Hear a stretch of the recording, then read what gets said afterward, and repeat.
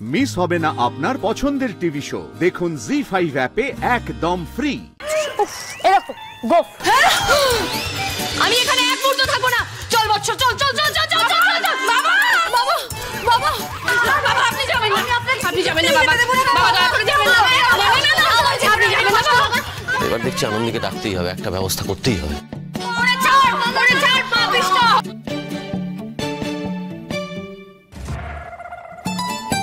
এবার কি হবে বলতো না? দাঁড়া দাঁড়া, ভাবতে হবে, কিছু একটা ভাবতে হবে। তুইও ভাব না, কিছু একটা করতে। এই পেয়েছি আনন্দ, পেয়েছি পাইপ। এই পাইপ দিয়ে তুই নেমেছিলি না, এই পাইপ দিয়ে উঠতে হবে। দেরি করছিস না তো। আনন্দি, আনন্দি, দাঁড়া, একটা পেয়েছি। নে উঠ। আনন্দি, কি আশ্চর্য, মানে এতক্ষণ ধরে ডাকাডাকি করছি, দরজাটা খুলছে না কেন? কোনো বিপদ হলো নাকি? আনন্দি,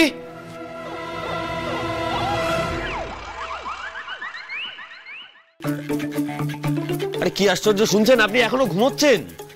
আরে উঠুন, আপনাকে এত করে ডাকলাম, আপনি শুনতে পেলেন না? এদিকে নিচে হুলস্থুল কাণ্ড ঘটছে। হিমালয় থেকে সাধু বাবা এসছে, সবাইকে শ্রীকৃষ্ণের বাণী শোনাচ্ছে। আরে শুনছেন? আরে এদিকে কি বলছে শুনুন, বলছে আমি নাকি বাড়ি থেকে বেরোলেই নাকি বিপদ। যদিও আমি বিশ্বাস করিনি না, আবার এক একটা কথা এমন বলে দিচ্ছে যেগুলো মিলে যাচ্ছে, বুঝতে পারছি না। আপনি আপনি এইসব জায়গা তো থাকলে ভালো হতো আর কি, মানে বোঝেন তো আপনি এগুলো ভালো। আরে কি হলো, আপনি এখনো শুয়ে থাকবেন? উঠবেন না? আরে বাবা উঠুন। ওরে বাবা রে, এখন তো এই অবস্থাতে বেরোনো যাবে না, বেরোলেই তো একদম রক্তারক্তি কাণ্ড হয়ে যাবে। আরে আপনি কি বিড়বিড় করছেন বলুন তো? না, আমার এখন একটুখানি শরীর খারাপ। শরীর খারাপ মানে কি হয়েছে আপনার? জ্বর হয়েছে নাকি? কি হয়েছে দেখি? কিছু না, আমি বিশ্রাম নিলে ঠিক হয়ে যাবো স্যার। আরে সেটাই তো, বিশ্রাম নিলে ঠিক হয়ে গেলে তাহলে তো ডাক্তার ওষুধ লাগতো না, তাই না? দেখি কি হয়েছে, দেখি শুনুন। আরে বলছি তো, একটুখানি বিশ্রাম নিলে আমি ঠিক হয়ে যাবো। বাবা কতটা বিশ্রাম নিতে হবে সেটাই তো আমাকে দেখতে হবে। আপনি দেখি শুনুন। না না, কেন কেন কেন কেন কেন কেন আপনার তো এখানে থাকার কথা নয়। আপনি তো আমাকে ছেড়ে আপনার ওই বন্ধুদের কাছে যাচ্ছিলেন পার্টি করতে, তো যান না? হ্যাঁ সে তো হ্যাঁ, তখন আপনি জানতেন না, এটাই বলবেন তো। আর জানলেই বা কি, আমার এইটুকু শরীর খারাপের জন্য আপনি কি আপনার এত বছরের প্ল্যান ক্যান্সেল করে দিতেন নাকি? হ্যাঁ, সে তো আমাকে ফেলে চলেই যাচ্ছিলেন। কি আপনি কি বলতে কি চাইছেন বলুন তো? আমি এটাই বলতে চাইছি যে আপনি আমাকে কেন ডাকতে এসেছেন? আপনি আমাকে নিয়ে যাবেন তো নিচে, দিয়ে দেখবেন যে সাধু বাবা ফ্রড কিনা, দিয়ে আপনার ওই পার্টিতে যাবার রাস্তাটা আপনি ক্লিয়ার করবেন। মানে আপনি এতটা স্বার্থপর? হ্যাঁ, আমি স্বার্থপর? তাছাড়া আর কি বলবো? এর থেকে তো বেশি কিছু আমার মাথাতেও আসছে না। আমার যে শরীর খারাপ আপনি তো জানতেও পারতেন না, আপনি তো চলে যাচ্ছিলেন। এরপরও আপনার এইভাবে আমার সামনে দাঁড়িয়ে থাকতে লজ্জা করছে না? বাচ্চা না আপনার বিবেকে একটুও বাচ্চা না? যদি সঠিকটা বুঝতেন। মা, ঠাম্মি, আনন্দের কি হয়েছে একটু দেখো তোমরা। মা, ঠাম্মি। হে ভগবান, ও বড় বাবা, হঠাৎ করে দিদিমার কি হলো বলো তো? এর জন্য কেউ নিচে নামছিল না? আমাদের কিন্তু একবার গিয়ে দেখা উচিত। ওই সাধু বাবা চলে গেলেন, কি সব যেন বলে গেলেন না? তারপরে এখন আবার শুনছি আনন্দের শরীর খারাপ করছে। ওমা একবার চলুন না, সবাই যাই, চলুন না।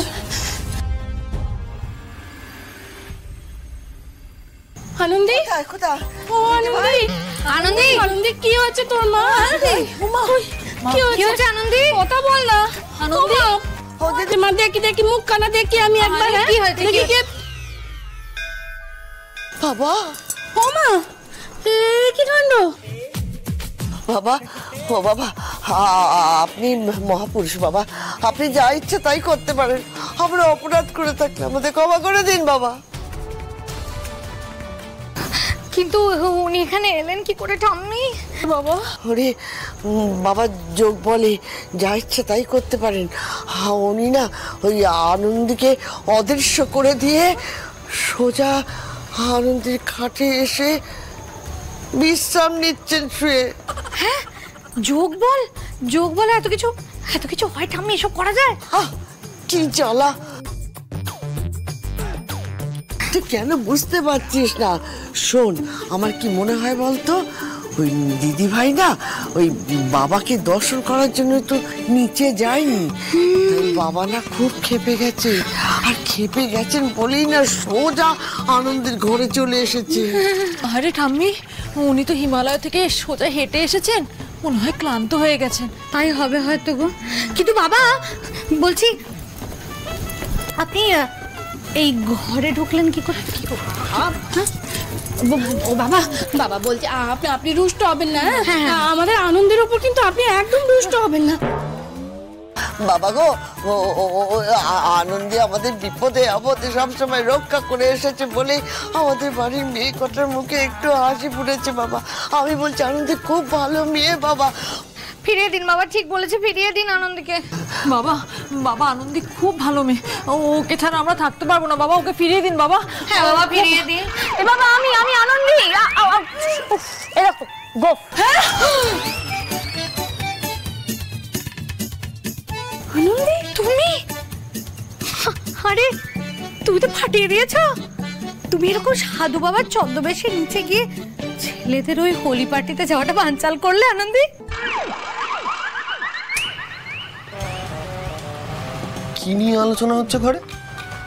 ছদ্মবেশ না কি একটা বললো? মানে ঘরে করছে নাকি? কি বলছে ছদ্মবেশ? দেখতে হচ্ছে তো।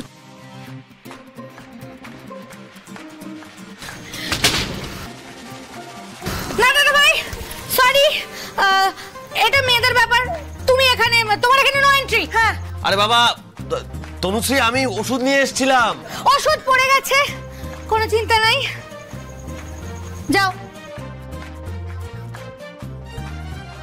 ওষুধ পড়ে গেছে?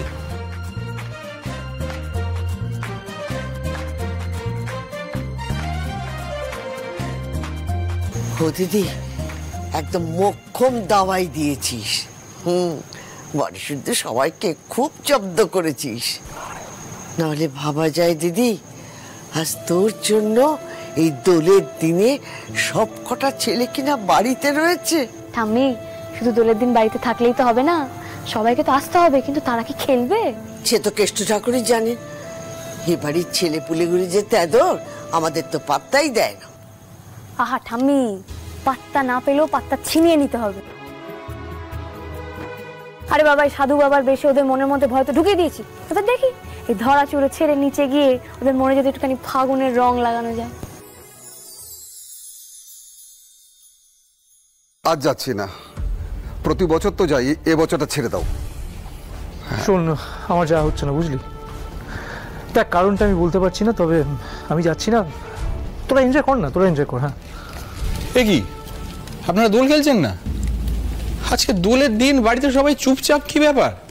আমি তো রং খেলবো বলে এলাম তনুশ্রী দেবীর সঙ্গে। জি5 ডাউনলোড করুন আর সব এপিসোড দেখুন একদম ফ্রি।